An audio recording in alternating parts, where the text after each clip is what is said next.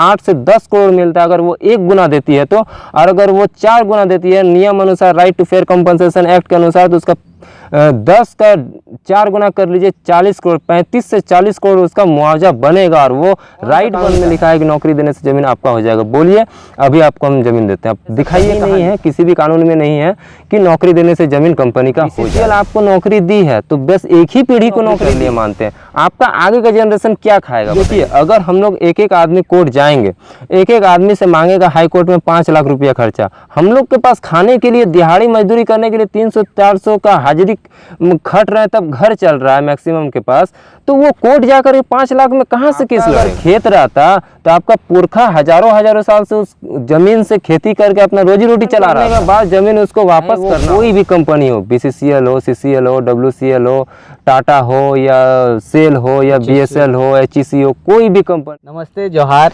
आपका स्वागत है एक और नए वीडियो में। हमारे साथ आज है आंदोलनकारी खेमलाल दा है हमारे साथ।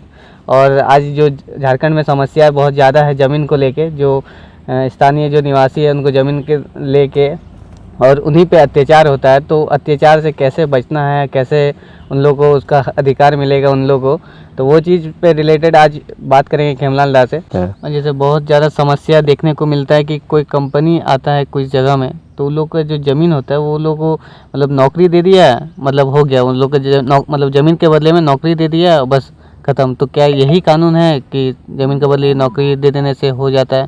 कि क्या क्या आपका मतलब कानून में है उन लोग को मिलना चाहिए, वो चीज़ आप बता सकते तो बता दीजिए। देखिए इस ब्लॉग के माध्यम से जितने भी दर्शक हैं, मैंने सबको मैं यही कहना चाहूँगा कि कोई भी ऐसा कानून में नहीं लिखा है कि ज़मीन देने से, नौकरी देने से ज़मीन कंपनी की हो जाएगी। चाहे वो कोई भी कंपनी हो, BCCL हो, CCL हो, WCL हो, टाटा हो या सेल हो या BSL हो, HEC हो, कोई भी कंपनी हो, किसी भी कानून में नहीं लिखा है कि कंपनी अगर आपको नौकरी देगी तो ज़मीन आप माने कंपनी ले लेगी, कंपनी ज़मीन अधिग्रहण कर लेंगी, ऐसा कोई कानून में नहीं लिखा है। क्योंकि आज देश चल रहा तो संविधान से चल रहा। आप LA एक्ट को निकाल के देख लीजिए, right to fair compensation act को देख लीजिए, CNT एक्ट को देख लीजिए, आपका BCCL का कोल इंडिया का जो पॉलिसी है उसको देख लीजिए, कहीं भी ऐसा नहीं लिखा है। यहाँ तक कि टाटा का जो अपना पॉलिसी है उसको भी आप देख लीजिए, कहीं भी ये चीज़ नहीं लिखा है कि नौकरी देंगे तो ज़मीन तो आपका हम ले लेंगे। नौकरी देने से ज़मीन उसका कैसे हो जाएगा, इसको लेकर के BCCL का जो कोयला भवन के बड़े अधिकारी है उनसे भी मेरा झगड़ा हो चुका है, मैंने बहसाबसी हो चुका है, GM से भी बहसाबसी हो चुका है कि कौन सा कानून में लिखा है कि नौकरी देने से ज़मीन आपका हो जाएगा। बोलिए अभी आपको हम ज़मीन देते हैं, आप दिखाइए कहाँ लिखा है। तो लास्टली वो लोग हर एक जगह हमसे हार चुके हैं, और ऐसा कहीं नहीं है, किसी भी कानून में नहीं है कि नौकरी देने से ज़मीन कंपनी का हो जाएगा। और जैसे कि बहुत लोग हैं जो मतलब पहले ज़मीन दिए हैं, पहले जिनका ज़मीन गया है उनको अभी तक भी ना नौकरी मिला है ना मुआवजा मिला है, तो वो लोग किस टाइप से करके लड़ेंगे कि उन लोग को अधिकार मिलेंगे, पा पाएंगे? देखिए वैसे जो भी लोग हैं जिन्हें आज से 20 साल या 30 साल पहले कोलियोरी कंपनियों में अगर नौकरी मिला है और उन्हें मुआवजा नहीं मिला है, तो उन्हें बस एक ही चीज़ कहना चाहेंगे कि देखिए अगर आप एकजुट रहेंगे, क्योंकि देखिए BCCL आपको नौकरी दी है तो बस एक ही पीढ़ी को नौकरी दी है। आपके वो मैंने ये वो होता है ना कि ऐसा नहीं बोली है कि आपका अगर खेत रहता तो आपका पुरखा हजारों साल से उस ज़मीन से खेती करके अपना रोजी रोटी चला रहा था। लेकिन वो तो ज़मीन अगर कंपनी ले रही है तो वो तो खनन करके अपना तहस नहस कर दे रही है और वो अपना अंडर में ले रही है। तो उसका बाद आपका जो आने वाला नेक्स्ट जनरेशन है, आप नौकरी कर लिए मानते हैं, आपका आगे का जनरेशन क्या खाएगा बताइए? आगे का जनरेशन के पास कैसे पैसा जाएगा?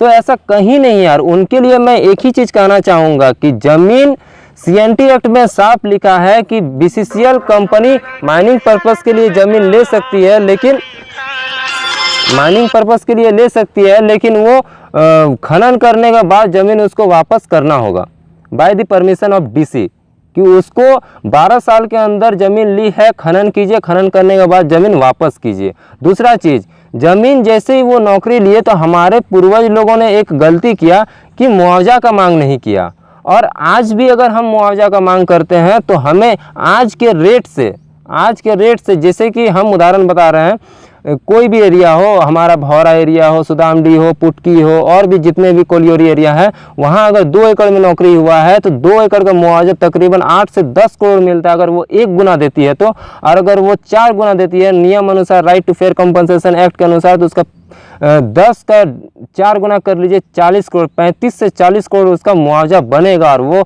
राइट बनता है। एक एक घर में BCCL का जहाँ जहाँ एक एक घर में नौकरी गया है, तो हम सभी को यही संदेश देना चाहेंगे कि नौकरी देने से ज़मीन BCCL की नहीं होती है, मुआवजा ज़मीन का मेन होता है। तो मुआवजा अभी तक हम लोग को क्यों नहीं मिला है?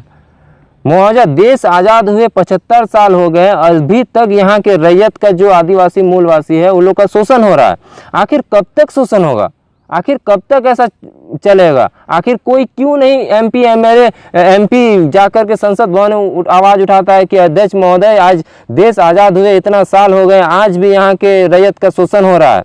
क्या वहाँ के प्राइम मिनिस्टर को या कोयला मंत्री को ये चीज़ नहीं दिख रहा है कि यहाँ का रैयत आज भी पैसा के लिए दर दर भटक रहे हैं, जबकि इन्हीं का ज़मीन से पूरा देश उजाला हो रहा है, पूरा देश में मैंने बिजली जा रहा है, पूरा देश मैंने अंधकार से मैंने अंधकारमय से दूर हो रहा है। और बहुत सारे लोग हैं जो मतलब इसे ये केस भी हुआ है कि जो कोर्ट कचहरी में जाके लड़ रहे हैं, और वो लोग, क्योंकि झारखंडी उतना सक्षम नहीं है कि वो लोग कोर्ट कचहरी लड़ के वो लोग जीत पाएँ कंपनी से। तो वैसे लोग को आप मतलब सहयोग करेंगे, और वीडियो देख के बहुत लोग आपसे कॉन्टेक्ट करने की कोशिश करेंगे, तो वो लोग का आप मदद किस टाइप से करेंगे? देखिए, जितने भी ज़मीन का जुड़े केस हैं, उनके सभी लोगों को मैं एक ही चीज़ कहना चाहूँगा, एकजुट होकर के रहिए। चाहे आप किसी एरिया से रहें, किसी गांव से रहे, हमारे यहाँ जो स्वशासन की जो परंपरा थी उसको मजबूत कीजिए और एकजुट होकर के रहिए। काहे कि एकता में ही बल होता है। एकजुट होकर के रहिए। और जिनको जिनको भी नौकरी मिला है उनको तो मैं 110% बोलना चाहूँगा कि आपको मुआवजा मिलेगा।